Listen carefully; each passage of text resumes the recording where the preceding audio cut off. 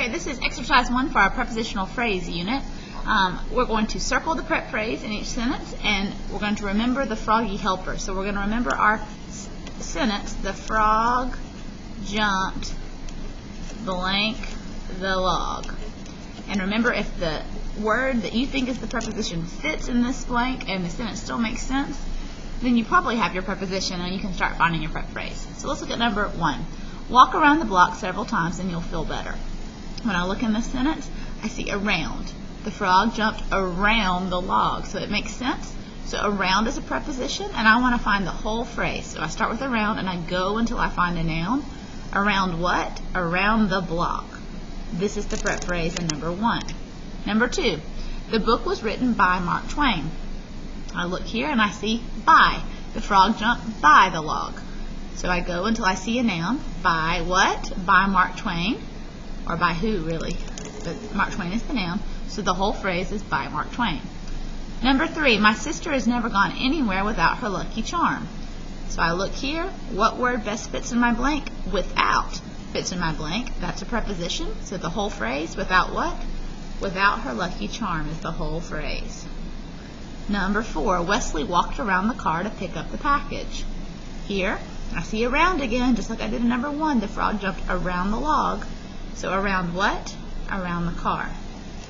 I also see to. Now remember, to can be tricky. The frog jumped to the log, it works, but I have to look at what comes after to decide if it's a prep phrase or not. A noun is going to follow to if it's a prep phrase. Well, to pick up, this is a verb. So this is not a prep phrase. That's just being tricky. Don't let it trick you. Number 5, have you gone near the old neighborhood lately?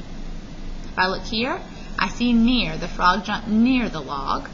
Near what? Near the old neighborhood. So the whole phrase is near the old neighborhood. Number 6, they had not heard about the dance. Here, about is one of my 9 that doesn't quite fit my froggy sentence. And so it's always a preposition if you go back to your notes from class. So my preposition is about. About what? About the dance. Number 7, we had found the missing bracelet beneath the pile of papers. First, I'm going to look and see what fits in my froggy sentence. And I see beneath. The frog jumped beneath the log. So here, beneath what? Beneath the pile is the noun that follows beneath. So that's one prep phrase. But then I also see of right here. Of is always, always, always a preposition. Can't be anything else. And it's little, so we don't want to overlook it. But my second prep phrase in this sentence, I have 2, is of papers. Number 8, going to the mall is April's favorite pastime.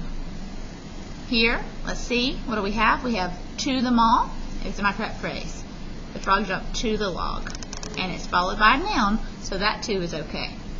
Please reflect how many did you miss, and if you do or you don't understand the activity.